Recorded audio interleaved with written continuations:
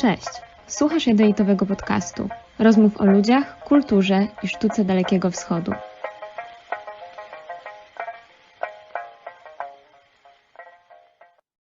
Witam wszystkich bardzo serdecznie w 9. odcinku Jadeitowego Podcastu. This is the second interview of the Jade Podcast mini-series in which I talk with the Ukrainians about their everyday life in the Far East countries. And my today's guest is Eugenia Tokuda, and she's an Ukrainian. She was born in Kryvyi Rih. I'm not sure whether I pronounced it good because I don't speak Ukrainian, so you can correct me if you want to. And she came to Japan in 2009 to continue to study the Japanese language. But in the end, she settled down there, and that's it. That's why we are together today. And hello again. Thank you that you decided to record this episode with me. Hello, thank you for invitation. I think it is really important now to spread the information, the right information, maybe some news. So thank you too. Okay, so maybe we will start about your living in Japan. I really want to know, how did it happen that you live in Japan? Because you wanted to continue your studies probably, but you settled down there as well. And maybe you can also share what particular city or district you live in. Okay, now I am living in Nara prefecture, and not that big town named Ikoma, near the Osaka. So the big mount, it separates the city Ikoma and Osaka city, the big city Osaka. And you live there with your family, isn't it? Yes, actually I came here with my friend. She is my friend from the university. So actually we were studying Japanese language in Kyiv National University, named by Taras Shevchenko. We liked the culture of Japan, and we wanted to continue to study Japanese more. It was evening after we finished our Aikido training. We did some Aikido too. And we was like speaking, maybe we should go to Japan after we finish here university. Simple words, and we didn't think about that deep. But then we just spoke with our parents, and they said yes. And we started to do preparations. And then we just came here. At first, we were thinking that it would be only 4 years, because we came here again to study from the first year student till the end, 4 years. But then we understood that it's not bad here. If we came here, why should we return at once?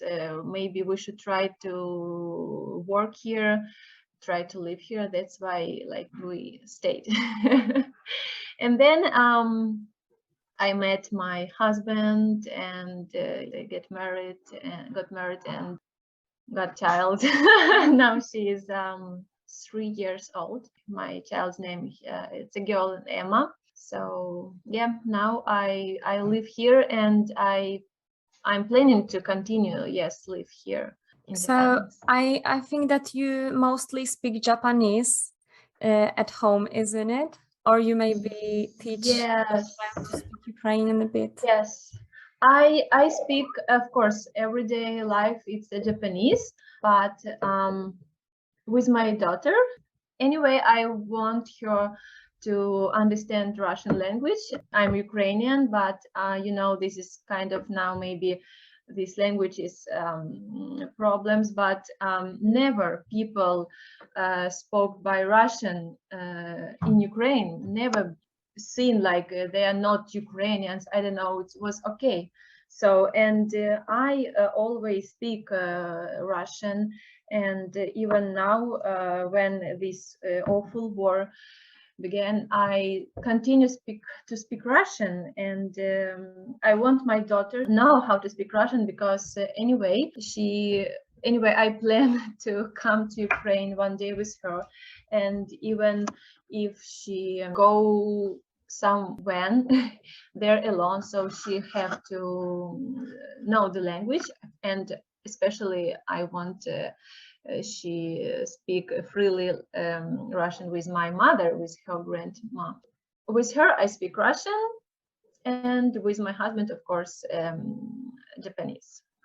Okay, so you knew Japanese a bit before you came to Japan, but what was the biggest change for you, a kind of culture shock after your arrival? Because our, let's say, Slavic culture differs significantly from that of East Asia. So what was the challenging for you? Now it's kind of difficult to remember what was because it was 13 years ago, but I remember that it was April, 1st of April I came here, and it was kind of cold. First, it's the weather. It was kind of difficult to use because there is no central heating in Japan. So everyone, I don't know, use the air condition or some other heaters.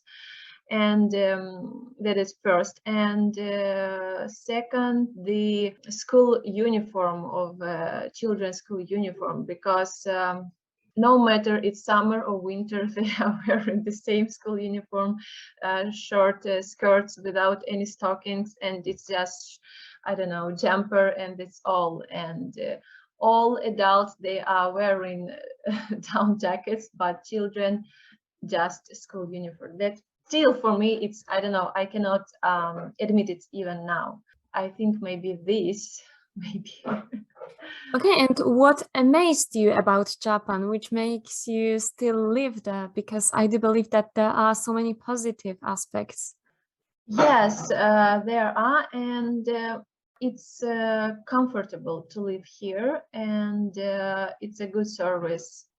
Actually, last year's service in Ukraine became much better, as I heard, as I saw when I was coming back several times there. But still, I think it is like everyone knows that Japanese service, like kind of even maybe best, the best in the world. So it's kind of comfortable, and it's not that easy. I used to it, and you are protected by a country, so it's important part too.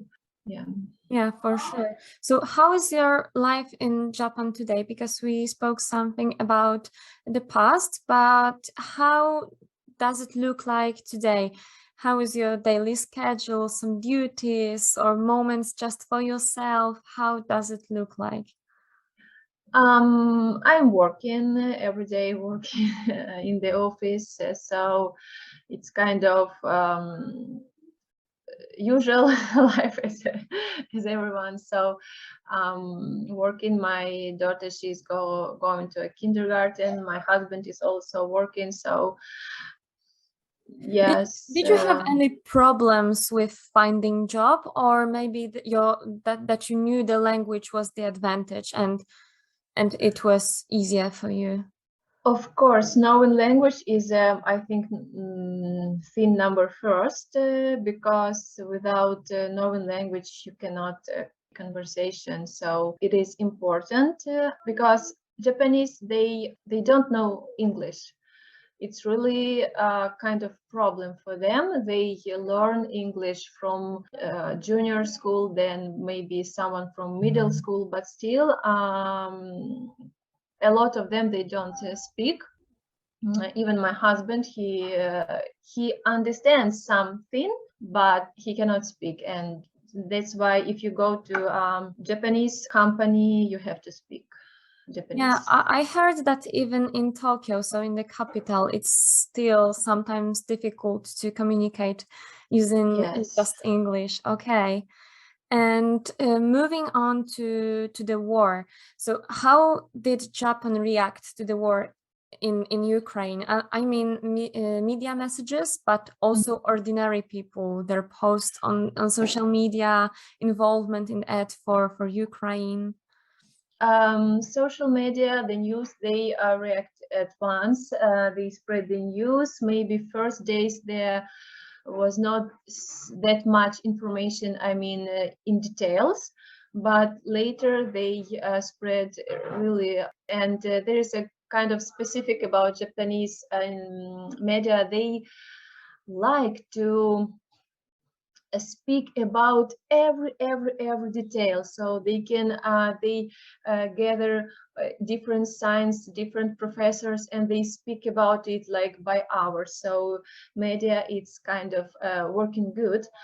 As for the ordinary people, I don't have that much Japanese, for example, in my social like Instagram or Facebook. But if you like search in the internet like about Ukraine something, there are a lot of people who write about Ukraine, about this awful war, and they are against of the Russia.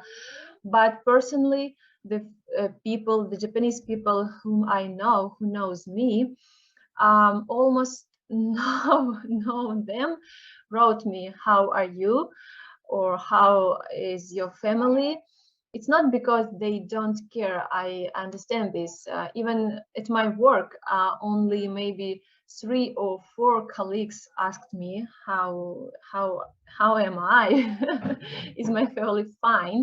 And others just said nothing, and still they don't even ask me speak about it, because they kind of, it is Japanese, they maybe pay too much attention. They kind of consider how will I react, maybe.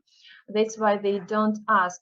Some of my friends wrote me after a week, after 2 weeks, and they wrote me kind of, "I'm sorry writing just now. I see news every day about Ukraine, and every time I remember you, and I was just afraid to ask you, how is your family?" Yeah, I think So it's typical for the Japanese, and I also heard that even the language is also, it's usually really polite. So they show that they don't want to offend you, and they yes, really had to consider if they can write yes, to you and ask. yes, Okay. yes. So Japanese, like, "Are you okay?" It's like "Daijoubu." So it's like on English, "Are you okay?" They are asking, even when you hurt, even when you are bleeding, I don't know, "Are you okay?" So for them, it's like "Daijoubu," but no, I'm not okay. That is the answer, and they know the answer. That's why I think they don't ask, but don't mean that they don't care. One of the big surprise for me was that one 73 years old lady, I know her because she was helping with my child in the kindergarten. And one day she called me, 2 days after the war start, and she called me and she said that we are going to gather with some friends near the station Ikoma against the war, and if you want, you can take part in. And I said okay, and then I spread some news in Facebook and blah blah, and some Ukrainians came. So first she said it's gonna be maybe 5 people, but then it came a lot of Japanese, and that was like surprising for me. And they do care, and I am sure they are even helping, sending the money to Ukraine, to the Ukrainian embassy in Japan, but they maybe don't speak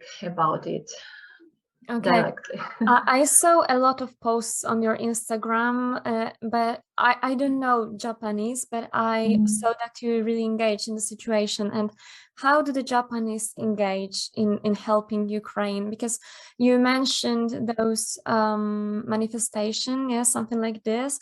But what are other ways to help that Japanese are doing? Yes, a lot of them, yeah, they are helping. They come into this demo. They are taking part in. They, of course, sending some money to Ukraine for help. I think to be here in Japan, the only way, like, it doesn't matter. It's like me, Ukrainian, or it's a simple, I don't know, Japanese person. to be here. We are so far. So the one thing that we can do is really help by sending some money or spreading the right information. That is all that we can do, I think. And a lot of Japanese, I'm sure they do the same. Okay, and what would you like to wish Ukrainians living there in Japan or those who are still in Ukraine? For people who live here in Japan, Ukrainians, it's like to be and to stay strong mind, because even for me, it's kind of, like a wave when I'm okay, and another day I just cannot stop crying. And so it is difficult to be normal. So our life never be again normal like it was. So I think the one way is to be strong, mind strong, and to help people who maybe come to Japan in the near future.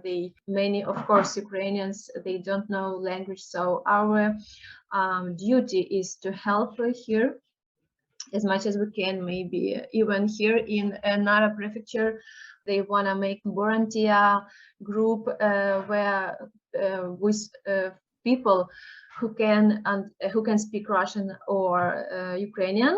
So for Ukrainians who will come here. So, but for people who in Ukraine, I even don't know what can I wish, because I just wish they be alive and be healthy.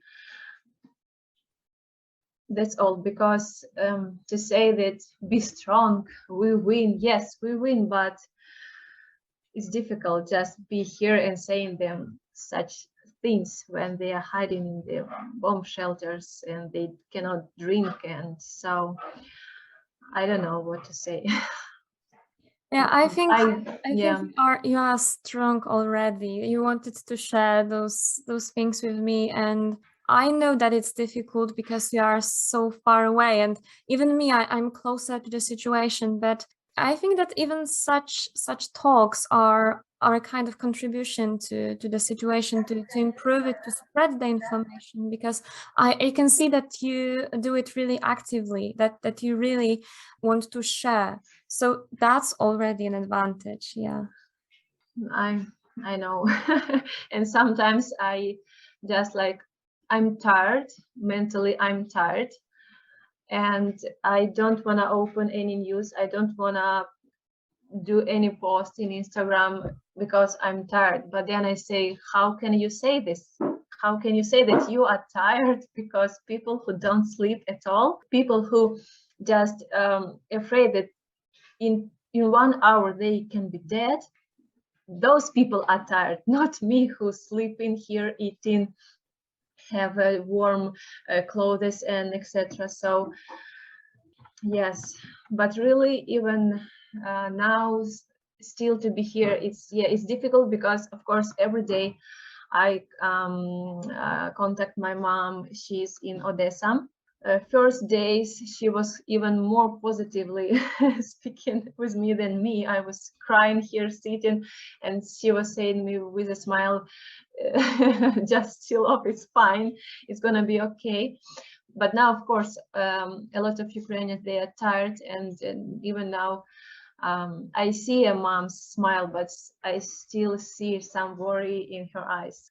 Yes, it's really difficult for us, for all of us, to be strong, but we have to be strong even for our children here.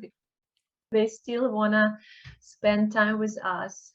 But when my Emma, she seen me when I spend time in Instagram, she says, I wanna watch TV with mommy. I wanna do this with mommy. The simple things that she did alone, but now she wanna do it with me. Yeah, she's lack of my, how to say it, time. Yeah, so she's probably really helpful for you. Yeah, kind of a therapy maybe. Yeah, thank you so much for sharing this. I know it's a bit emotional. Even me, I also cry. I can't sometimes I have such days that I just want to turn off the TV, don't read any news, but I think we also deserve a rest sometimes, and that you are, of course, you are allowed to feel worse a bit sometimes, and that you can fear about your family, because that's normal. So I wish you and your family, your daughter, your husband, all the best, and your family that stays in Ukraine as well, that the war will end soon, and that you will be able to meet them personally, and that your daughter will also be able to see the free Ukraine. And I will pray for it, and I'm really thankful that you wanted to share this story with me.